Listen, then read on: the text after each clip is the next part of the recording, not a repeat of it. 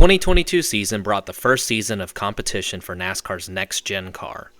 The design of the car being based on the sports car model with motives of reducing future costs and increasing mid-pack team competitiveness, the car brought many challenges, storylines, and even a record season of parity. As the next-gen car had years and years of paper build-up and development, and then years of testing and redesign, including the delayed season, so the anticipation for its debut was very high. While there were many aspects that the next gen did produce very good and promising results, and are positives that are hopefully built upon and continued with the next gen car, but in this video we will be examining some of the negatives to grading the next gen's inaugural season.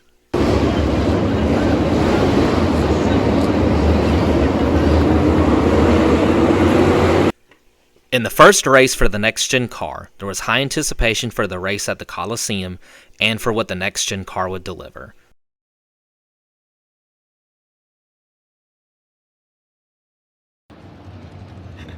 There's Hamlin. No apparent damage on the front of that car, but he's going to roll into the infield where teams can service these cars under caution. And what is happening? Regan? Mike, the 8 car, Tyler Reddick, just pulled down to the inside of the racetrack, believes he broke the transaxle on that race car. That's what makes the car drive forward, basically. Same exact thing that the 14 just radioed. While for the most part the car did pass its first test, there were a few moments of high concern, as a few drivers had transaxle issues and belt issues. In about 60 seconds, there was Briscoe radioing that he was having issues. Denny Hamlin had an overheating and belts issue, and Tyler Reddick's car broke a transaxle. This could have turned into a complete disaster, but this was limited to just being the start of many growing pains for the next-gen car. With the new low-profile tire, there are no interliners like there had been for decades, creating a new issue of the cars not being able to move once the rear tires had gone flat or blown out when the car came to a stop. This was first seen in the first 2 multi-car wrecks of the season. Alex Bowman and Joey Logano both had minor damage that traditionally would have been at most a slow pit entry and only going a lap down. But instead they were stuck due to flat tires and couldn't move. Joey Logano went 4 Daytona caution laps down when he was stuck on the front stretch. Historically, Joey Logano doesn't even lose a lap. So this truly showed how big of a problem this would become. What could have been a dark side of the tire issues is that drivers knew they couldn't come to a stop. They could no longer just lock it down and come to a stop. This led to spotter Brett Griffin talk about that he had to tell his driver, Justin Haley at Fontana, to no matter what, don't stop after he had hit the wall, because once he stopped, he knew he would be stuck. There's always going to be a weak spot in every assembly, and with the next-gen car and suspension design, it meant that rear toe links was the weakest or most vulnerable part of the car. And at times during the season, it would be extremely mundane contact that would lead to being out of the race because of the damaged vehicle policy and repairing the toe link. Toe links being an issue with the damaged vehicle policy exposes how dumb it is. Preventing cars from having parts falling off constantly did used to be an issue. But now with the toe links should just be allowed to be freely repaired and go back onto the track.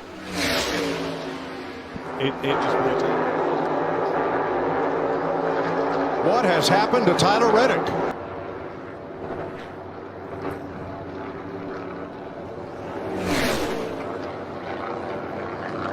While some tracks having lackluster racing or not producing as good of a product as it previously had, can definitely be blamed on Goodyear.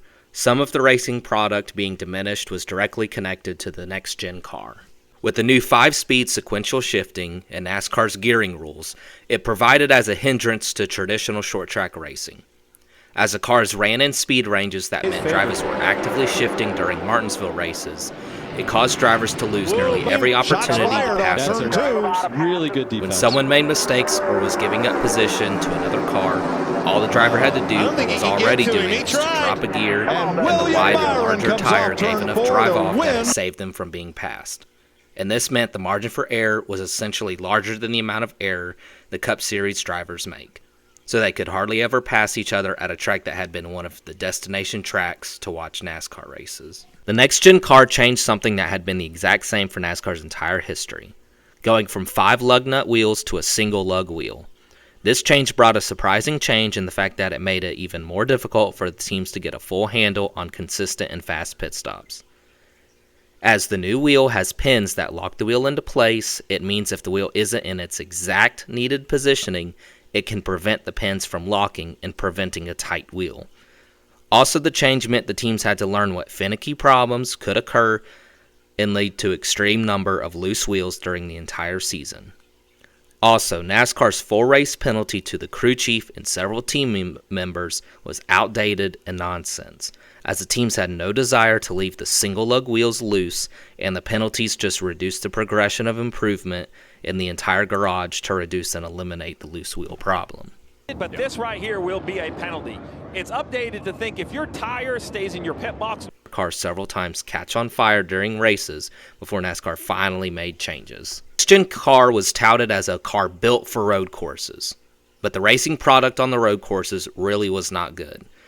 In the past, when drivers battling at the beginning and throughout runs, and even led to NASCAR adding as many road courses as they could. But the next-gen car on road courses just couldn't race each other or pass because the braking zones and acceleration zones had been narrowed so much that it eliminated what had always produced passing opportunities.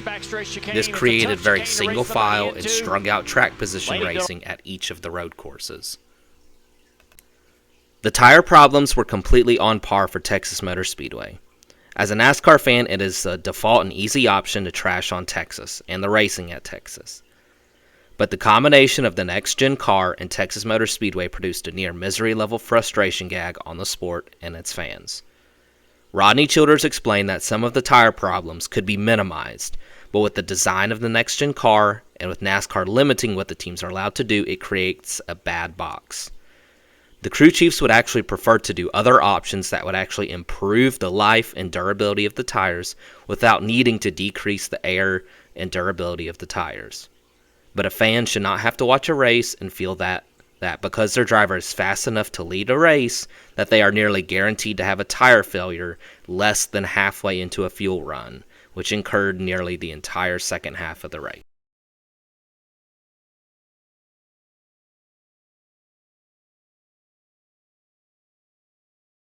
Alex Bowman, and you see the right side damage for Bowman. Car just comes around very fast. You have to imagine there had to have been a tire issue as the right rear tire is down right there. And into the wall, the 9 of Chase Elliott. Out of turn 4, Chase Elliott into the wall. You see the fire coming out the right side. And he comes right back in front of the field. Right side here. Yeah, this thing. Leading the race, Chase Elliott into the wall out of turn 4. Oh, looks like something broke. I mean, another right rear tire goes down. You see the smoke out the back of the car, hard contact with the right rear. Comes back around, swings into the right front. Into the wall, the 4 blew a right rear tire. Hold it, hold the brake, hold the brake, hold the brake. Kevin Harvick into the wall. Stay up there if you can. It's early into turn 3 when the tire goes, and that's the worst because that's the fastest part, the entry to the corner.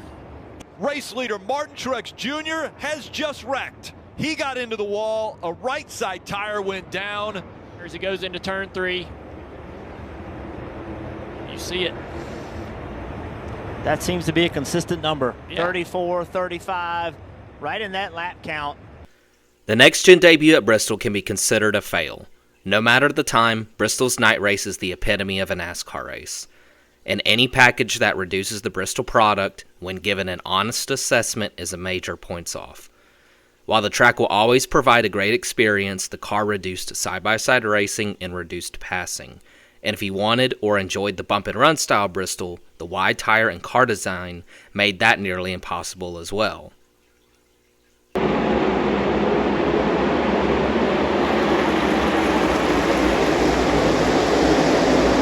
And the next-gen car simply didn't survive its Bristol test. Nearly every Toyota had steering failures and tire failures. Many Fords had tire issues, and a few Chevys had varying issues as well. And he's trying to get a hole to come down. I can't imagine how frustrating that must be as a driver, Jeff. There's the hole to get off. And it's another Ford. Another Ford. Spins behind him. Contact into the wall as well. And the caution comes out this time. Eric Almirola spinning in that 10. So you watch the 12 go up. That's pretty hard contact. There might be suspension damage. And then the 10 spins out. Just because almost does the same lap. Yeah, Harrison Burton up into the wall once the again. 43 is backwards on the front stretch as well. Oh, everybody is going by him. There's Boy, another Toyota with a power steering issue. Martin was kind of the first one to report it in stage 1, said it was intermittently locking up, but when it locked up, it totally bottom of the racetrack there. More trouble for playoff drivers at Bristol Motor Speedway. You see the damaged car of Denny. Kyle Busch below the cut line to start the race. He was above the cut line. All right, you're good down. And that looks like that's engine. Yeah, I was going to say that's out of both the headers right there. So that does not look like. Oh man, is that one? 3 of Eric Jones must have a right front tire down. That's going to bring out the yellow. Oh, looks like a right rear tire is flat. For the 22, a flat right front tire. The one Penske car that had avoided this issue tonight. In the outside wall on the exit, he's got a right front down. So they continue to race. Bell out, and it was Christopher Bell who brings it out with a right rear going down.